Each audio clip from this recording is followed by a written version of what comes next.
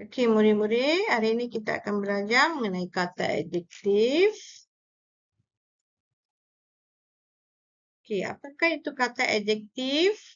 Kata adjektif ialah perkataan yang menerangkan tentang sesuatu, benda, orang atau tempat berdasarkan sifat, keadaan dan perasaan. Okey, untuk misi penerokaan deria kita hari ini adalah kita akan melihat zon deria bau dan juga zon keadaan makanan. Daripada deria bau ni kita akan belajar kata itu busuk, hapak, hanyir.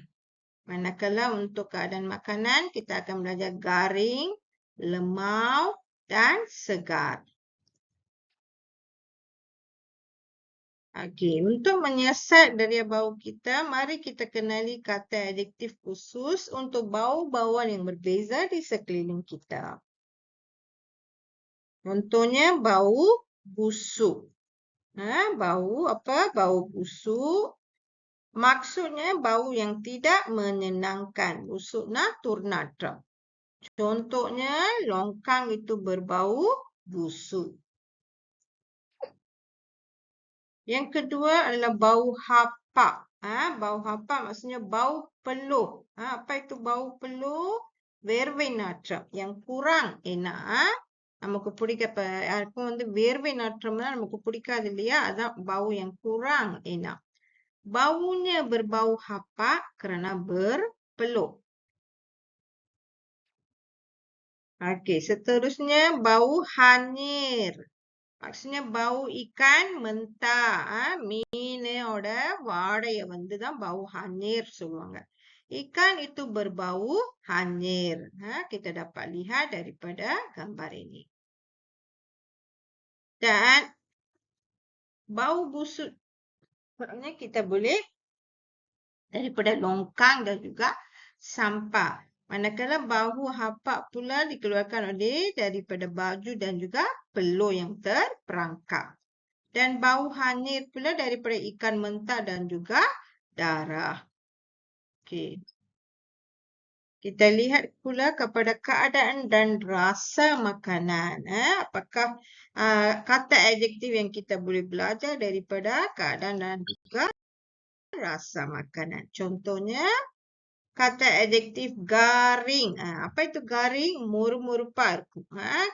Maksudnya rangup dan sedap. Apabila kita makan makanan yang garing itu, kita akan mengeluarkan krak, krak, krak, krak. Kan? Itu adalah bunyi makanan itu sangat garing. Ayam goreng itu sangat garing. Dan seterusnya, lemau. Maksudnya lemau tidak segar ataupun lembik. அந்த பொருள் பழசாயிருச்சு அல்லது காற்று போயிருச்சுன்னா அது lemau அப்படின்னு சொல்லுவாங்க. Contohnya apabila kita tidak menyimpan biskut dalam balang, kita tinggal kat luar ke, dia akan menjadi lemau. Kuih itu sudah lemau. Dan perkataan ataupun kata adjektif seterusnya adalah segar. Baru, maksudnya segar adalah baru dan menyegarkan. ரொம்ப புதுசா இருக்கு. இப்பதான் செய்ததா இருக்கும் அல்லது ரொம்ப ஃப்ரெஷ்ஷா இருக்கு. Jus itu sangat segar.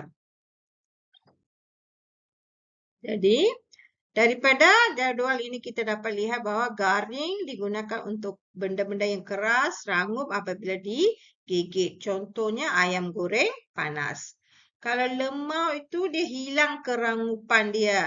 Muru-muru pun போயிரும். Menjadi lembik. Kuih terdedah kepada udara. Jadi garing dengan lemau adalah perkataan berlawan.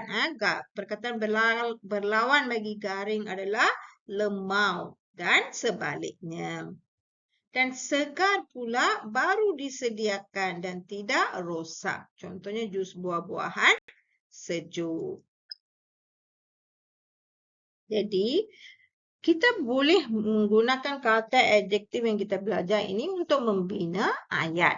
Jadi, formula untuk membina ayat yang Hebat adalah contohnya kita perlu bermula ayat itu mula dengan subjek ataupun benda, kata kerja ataupun kata sendi, kata adjektif dan keterangan dia.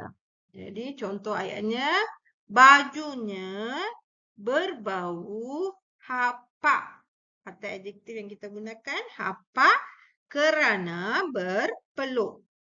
Jadi akan menjadi ayat lengkap. Jadi koleksi lengkap buku skrap kita sudah mempelajari 6 kata adjektif pada hari ini, iaitu busuk, hapak, hanyir, garing, lemau dan segar. Cikgu berharap murid-murid dapat memahami ke-6 kata adjektif dan dapat membina ayat menggunakan kata adjektif ini. Sekian, terima kasih.